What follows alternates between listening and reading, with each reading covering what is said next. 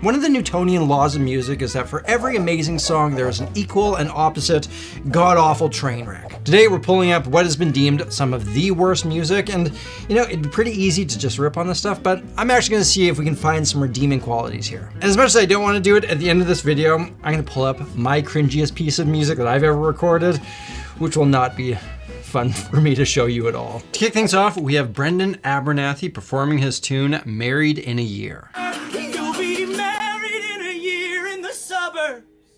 With a kid on the way in 3, convincing yourself you're living the American dream, and I'll be dancing out in California, kid who got it all wrong, convincing myself one day I'll write a love song. All right, so this video took a lot of heat as it made its way around the internet. I mean, the vocal vibrato thing, it's a lot.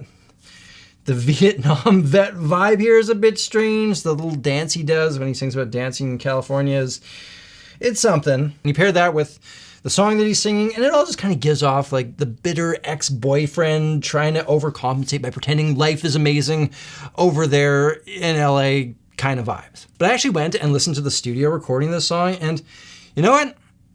I don't think it's that bad. It shows more self-reflection and insight than what this performance would lead you to believe. And the chorus, you know, it's kind of clever. She's back in the suburbs pretending everything is amazing. Meanwhile, he is goofing around in California, also trying to pretend things are amazing. Now, I don't think the sentiment of the song is quite clear enough. It kind of comes across that he's just hating on her, but here's how I would solve this if it was my song. So imagine you took just the final chorus and twisted it around a little bit so that instead it was, I wish we were married in a year in the suburbs with a kid on the way. In 3, you and me living the American dream. But I'm out here in California and I know I got it all wrong, convincing myself one day I'll write a love song. And suddenly the whole message of the song changes. It's completely different. There's a redeeming self-reflection by the main character, which makes him much more likable to an audience. Ultimately, the song has some problems with it. I do not think the hate is warranted, and I wouldn't discourage Brandon from doing what he's doing by any means. Now, one of the biggest things you can do to make sure that your music is not in fact bad is understand how and why music works the way it does. And for that, I've got a limited flash sale on my most popular 3-course music theory bundle. Use the link in the description and pick those up for only $14. This is some of the most important stuff, and far too often musicians don't actually have a firm understanding of these concepts. In these courses, we go right to the initial building blocks and step-by-step build into more advanced topics. We're gonna look at why you see certain chords together all the time, how you build these chords, how come some notes work in some situations and some don't. At every step, we look at the practical implications of this information, with the ultimate goal being that you unlock a newfound creativity on your instrument. So grab these courses for only $14. It's a flash sale. Grab it while you can using the link in the description. Anyways, let's get back to it.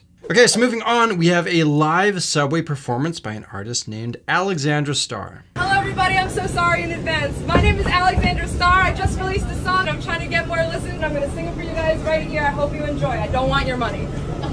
No cap, I'm a little drunk and I can cry right now. Real talk, pushing on a start, you would die right now.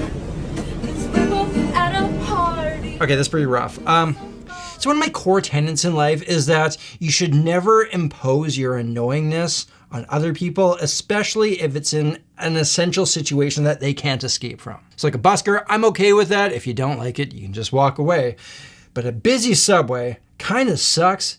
At the best of times, it's a necessary evil for people to get from point A to point B. To do this just shows such a lack of respect for your fellow human's peace of mind. And for what? For a social media post to promote your new single? For me, this is about as bad as you can get for someone who is a competent musician, because I will give her that. She is a competent musician. Okay, so the redeeming qualities here.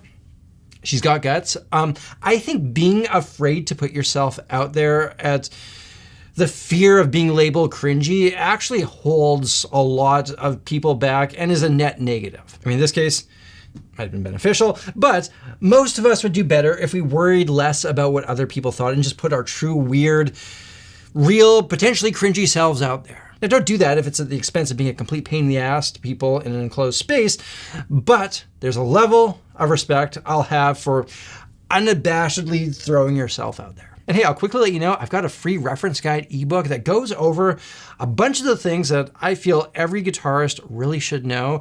And you can grab that, again, completely for free when you use the link in the description. Yoko Ono, doing her thing. Let's go.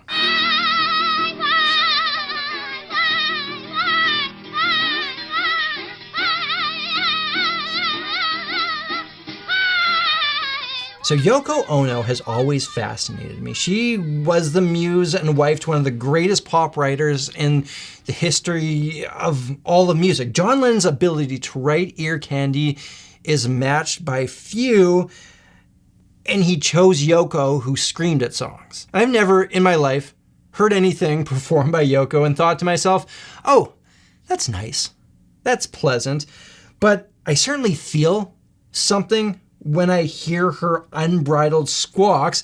And when I've looked at her other art, I felt a similar kind of thing. It's always abrasive. It's always uncomfortable.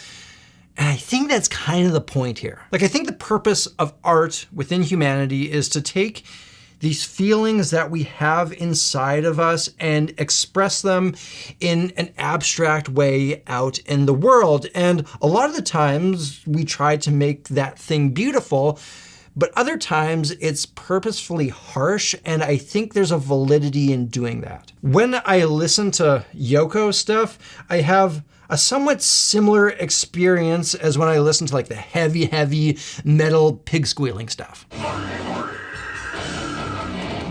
I appreciate the raw emotion on display, even if I don't fully connect with it or necessarily enjoy the sound. And so when I look through Yoko with this lens, it makes a lot more sense to me. It's not somebody trying to make something beautiful and just failing miserably, because there are examples where she actually does try to do a more traditional thing, and it doesn't sound anything like this. And so I look at John Lennon, who got to the top of Mount Everest as far as like making beautiful things, and he did that alongside a guy like Paul McCartney, who is so pop-minded.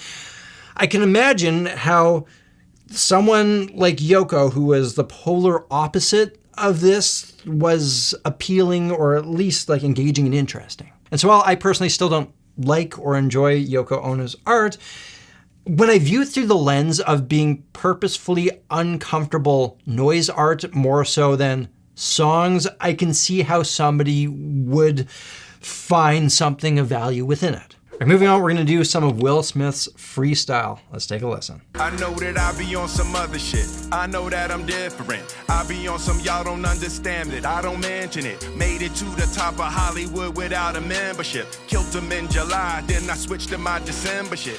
The downfall of Will Smith is like actually kind of sad to me. Like, for a lot of my youth, he was a good positive force for us mid-millennials.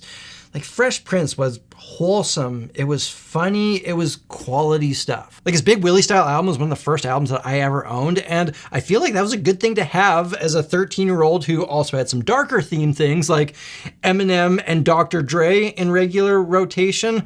But the family-friendly, Big Brother-esque Will Smith, it just seemed like a good thing to have in the world. And then the slap scene around the world seemed to change all of that. It's kind of like the Gavrilo Princip moment in Will Smith's career where everything kind of just descended into chaos after. And so when I hear something like this, it's like, it still seems like there's that thing that I've always enjoyed with Will Smith in here somewhere. There's the goofy, wholesome uncle there.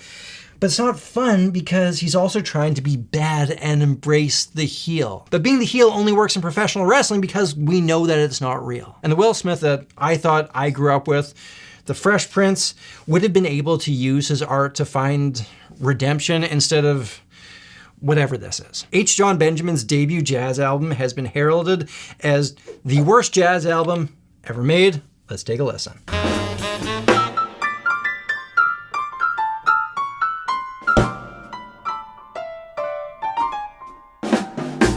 I don't play piano at all, and I'm not a huge fan of jazz. I never was. I actually love this so much. I never really want to listen to it, but I love the existence of this. So the story here is Jon Benjamin, famed comedic voice actor known for playing Bob, as well as Sterling Archer, hired some absolute monster jazz players to go into the studio and record some music with him on piano. The caveat being that he doesn't actually play piano at all. I've spent time in jazz circles and I'm well aware of the backhanded comments that jazz music gets.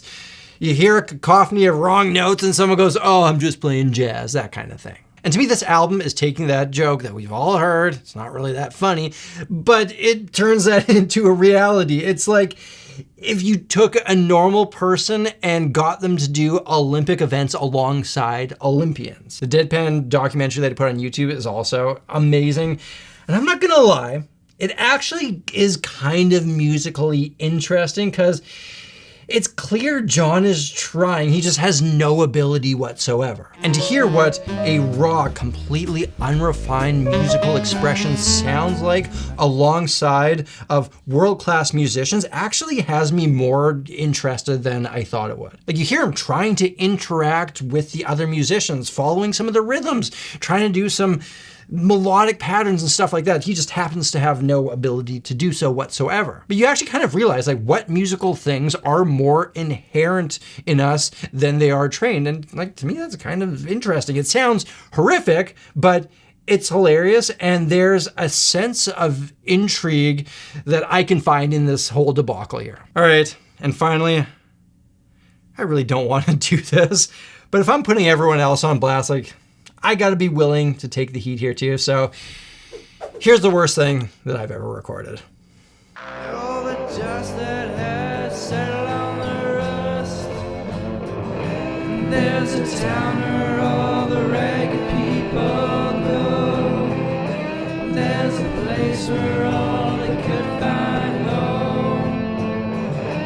There's a town where all the We don't need to listen to that anymore. So I got a bunch of recordings like this, just songs I wrote and recorded on my 16-track recorder back when I was a teenager. And so this song particularly was supposed to be a deep philosophical song that was inspired by a friend who had passed away, but it clearly misses that mark. So back then, I had put little to no effort into singing and had not yet learned that that was not what I was put on this earth to do. There's no sense of how to produce music, songwriting is a mess, structuring a melody. I mean, even the lyrics, it's supposed to be this deep, heartfelt song, but the title of the song, Broken Wind, kind of means a fart. So yeah, top to bottom, it's a tough look, but the value that I see here, and the reason I'm glad this exists, is because it's a clear indicator of where I came from. If the guy who wrote and recorded this can get to the point where he can write and record songs like this, for example. There's no money in this town. One by one the store shut down since you left. You know I've seen the colors fade away. That's one of my favorite songs that I've wrote. I'm proud of that one. And if I can start where I did and get to the point where I can make something like that, I mean, it just shows you that like with enough work, anybody can do it. And I think it's cool to be able to have that benchmark, and it doesn't bring me any joy putting that back into the world, but to be able to listen back to something like pretty cringy and see the progress that I've made as a musician is actually pretty rewarding. So ladies and gentlemen, there you have it. Those are some redeeming qualities in some of the worst music ever. Remember, you can pick up my music theory course bundle for only $14 when you use the link in the description, and taking these courses is gonna be one of those things that helps you never end up in one of these videos. And you can grab my free ebook using the link down there as well. Thank you all for watching. Until next time, look after yourselves, look after each other, look after the planet. I'm Samurai Guitarist, and I'll see you again soon.